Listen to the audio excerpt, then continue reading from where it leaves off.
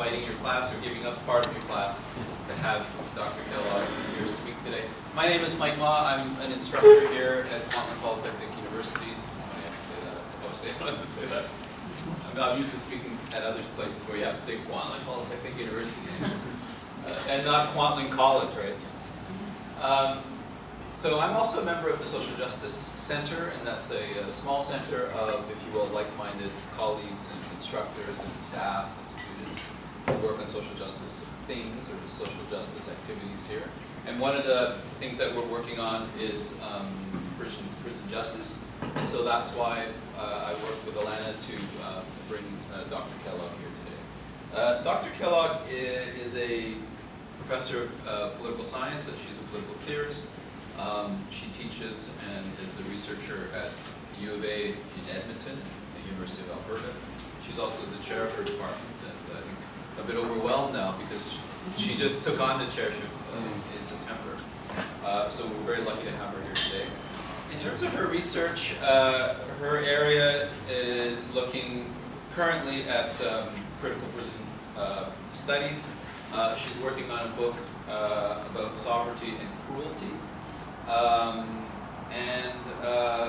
guess her previous background was working on law and Hegel. So with that, please help me welcome Dr. Kellogg. Oh, and the title of her talk is Prison Teaching and Social Justice. Okay. Thank you, guys. Thank you. So just so you know, hello, thank you for having me, and thank you for organizing this incredibly beautiful weather that, usually I come to Vancouver and I'm like, well, at least we've got the sun in Edmonton, but, we don't have a whole lot. We got the river valley, we got the sun. Anyway, just so you know, I'm really happy to take questions throughout. So don't wait for your questions to the end. If you have a question, stick your hand up. I'm super happy and comfortable with that. Call me Catherine. It's nice of you to call me Dr. Kellogg, Michael, but really it just feels odd. Yeah, you can call me Catherine. So yeah, I come relatively late to kind of thinking about prisons. So I'll just to situate myself, Mike just gave a little bit of a bio that was helpful. So I did this first very, abstract work on law and Hegel and deconstruction. And then, I figured that out. And then I started doing work on human rights. Partly because I wanted to think about, I wanted to actually teach something students, to be frank, I wanted to teach something that students would take. And so I started teaching human rights and the philosophical foundations of human rights. So I was really interested in how the state is central in protecting people from certain violences. And from there, I actually started to think about how the state is active in producing violences, in being the actual giver of pain to its citizens. So I come to prison work through a kind of strange itinerary. So when I started to think about prison work, I'm like, I'm actually kind of a philosopher pretending to be a social scientist. So I didn't really know how to do that. So I decided, probably through talking to Mike, I decided I would undertake the Inside Out Prison training, Inside Out Prison Exchange training. So I did that about a year and a half ago. And I went and spent a week in Philadelphia in a men's maximum security prison. I mean, I wasn't staying there, but for those of you who know about Inside Out, that's kind of how it works. How many of you know about the Inside Out Prison Exchange? Just talked about it today. You just talked about it today. Okay. You did training at Greater Fortuna. Okay, so that's where I was. Yeah. I was at Greater for Prison, and it was a really, for me, eye-opening experience in lots of ways. Happy to talk about that if you want. I learned more about teaching in that week than I had learned in 20 years of being a teacher before that. I learned so much about teaching. I don't know that I'm always implementing it, but I learned a lot about teaching. So, why am I here? So I'm part of this network, which is called Prison Teaching as Social Justice. And it was sort of happenstance. So there were a bunch of us at the University of Alberta who just kind of found out about each other.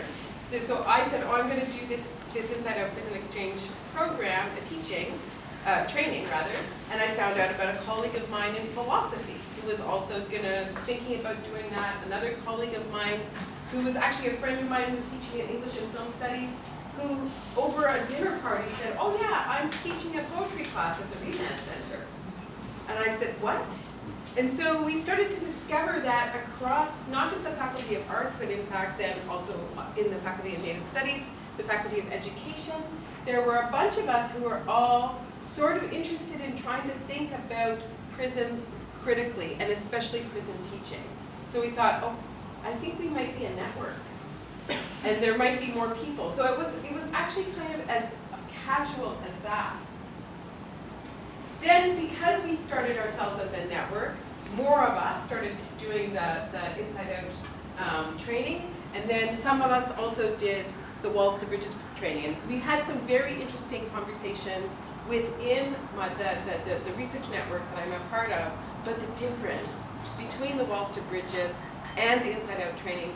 So if you ever want to talk about that, we can talk about that as well. I'm just flagging stuff that you might want to talk about. And then we discovered that those of us who were become kind of independently interested in hyper-racialized incarceration and mass incarceration in Canada were starting to teach about it to our undergraduate classes. And then the students from across the Faculty of Arts started taking our classes and talking to each other about what they were doing, and we discovered, oh, students are kind of really interested in these problems and questions and are willing to read very difficult work because they're so interested in it. So then we were like, we became interested in students' interest.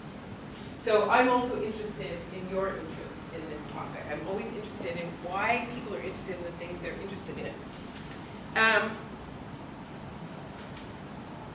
So we've grown since then, but we began as 7 faculty members, so I'll just list it in there. Chloe Taylor, myself and Catherine Binhammer from Arts, Tracy Bear and Nancy von Steidendale from the Faculty of Native Studies, and Diane Conrad from Education. So we had representation from across a bunch of faculties, which was interesting. And we had then also 6 collaborators who that's who we were able to gather in about, I'd say about 6 weeks. We sort of came together. And we thought, okay, well we've got, these are the people we've got, so what do we do? So we decided that we were going to try and think about what it meant to build a research network of people at the University of Alberta. That was our first, we were like, first of all, let's get ourselves organized here. And then let's try and connect with people in the rest of Canada who are interested, and that's part of why I'm here today. I want to see if there's interest here in making collaborations between what we're doing and what you might be doing here. And we were really clear that we wanted to think about prison teaching and prisons in general from a decarceral and decolonial perspective. So both of those are really central to the mandate that we set for ourselves. And because so many of us were either starting prison teaching or involved in prison teaching, we wanted to create a space for each other to talk about what it means to teach in prison. Because we all have been teaching in universities for a long time, but lots of us were new to teaching in prison. So then we had some other goals, which was and we're still working on these ones. We wanted to do some published work with some of the prisoners that we have come in contact with. The first one that we wanted to do was the cookbook, and I'm happy to talk to you about the project for the cookbook. And that actually came from the students that we were working with who were telling us about how happy they were with what they were able to do with the really crappy food that they were given, and the amazing things that they can turn it into that's actually sort of tastes like something. So we were like, that is the coolest thing ever. So let's write a cookbook together. The students were really excited. So that's ongoing. And there's an art project that is happening at the Remand Center, and there's plans for an exhibit, I think sometime in the spring.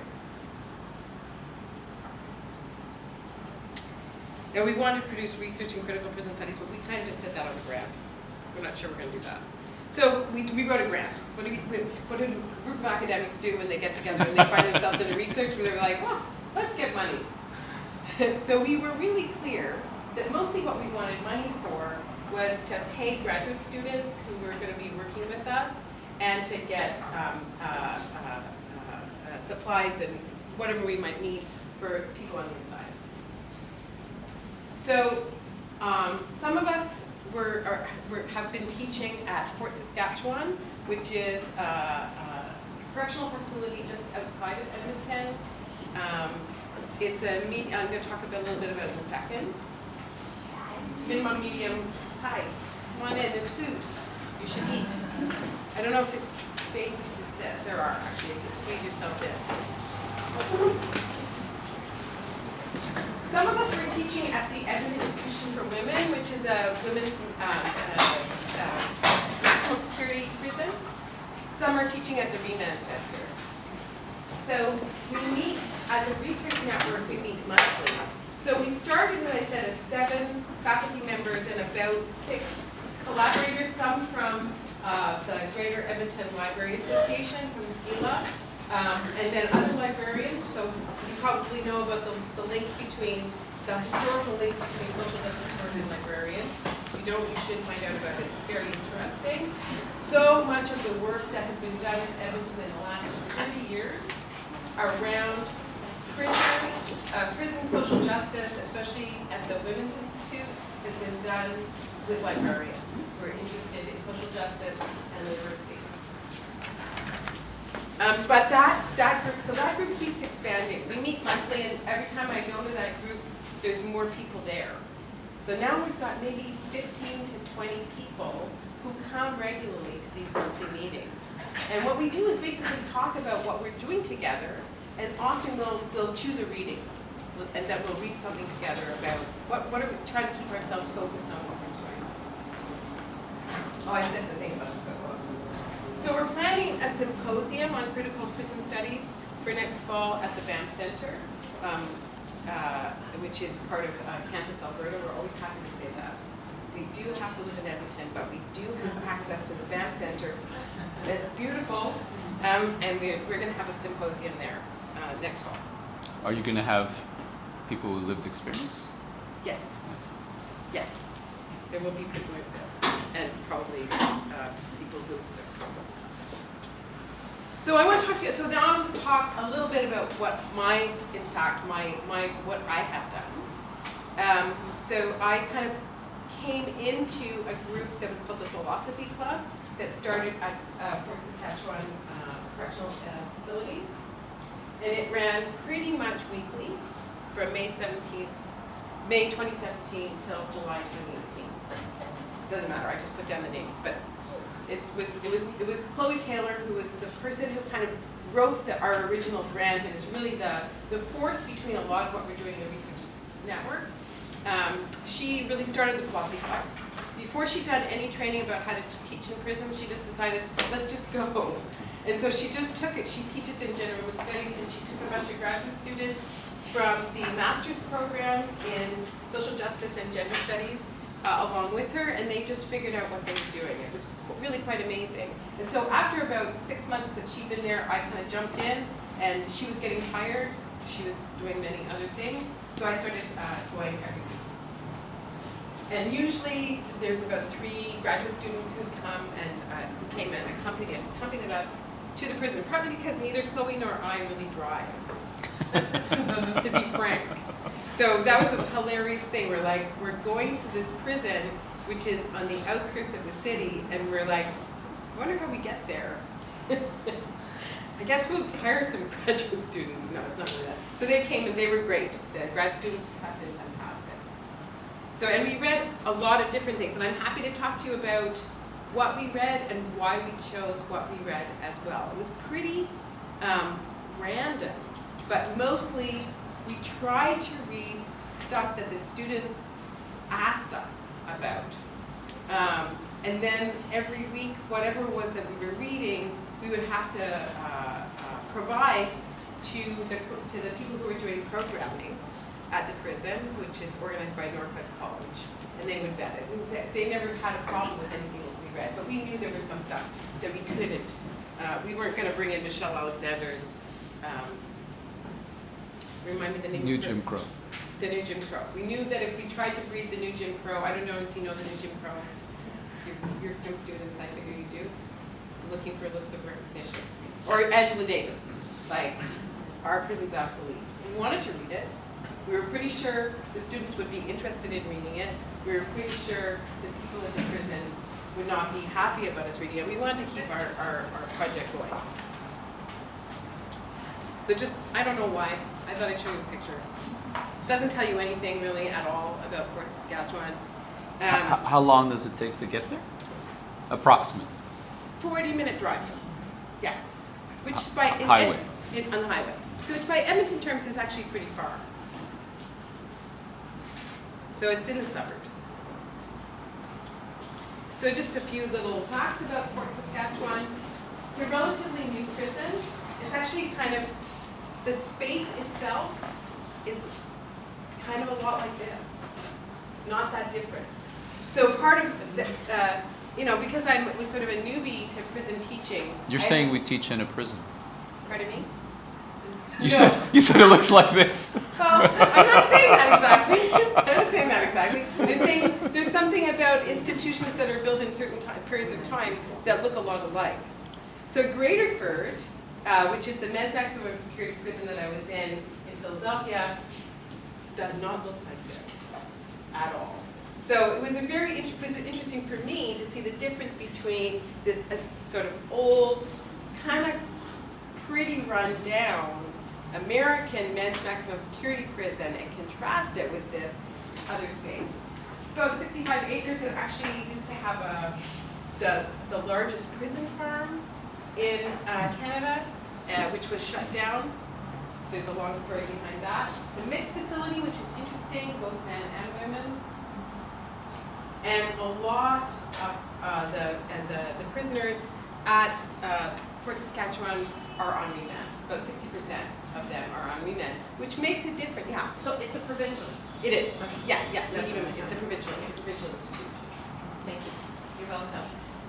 So the fact that 60% of the students are on remand makes a difference in what happens in the class.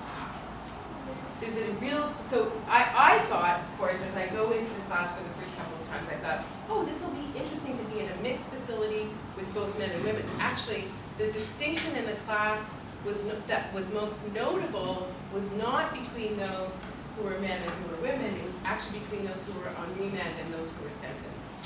So that was really interesting, and the students were very open, talking with us about the differences that they saw between each other and what it meant for them to be on remand for 2 years versus those who were sentenced and could see the light at the end of the tunnel. They knew what their release date was.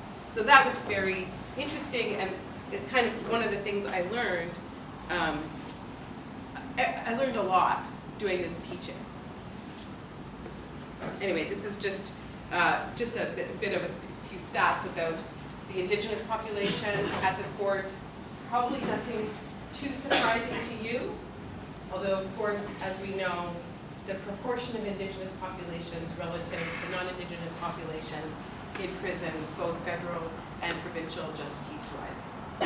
So that's one of the things we tried to do when we were choosing readings, because the students said, "Can you give us readings by Indigenous writers?" Oh. So we tried to find as many writings as we could that were by Indigenous writers, but also writings by Indigenous writers who were in prison.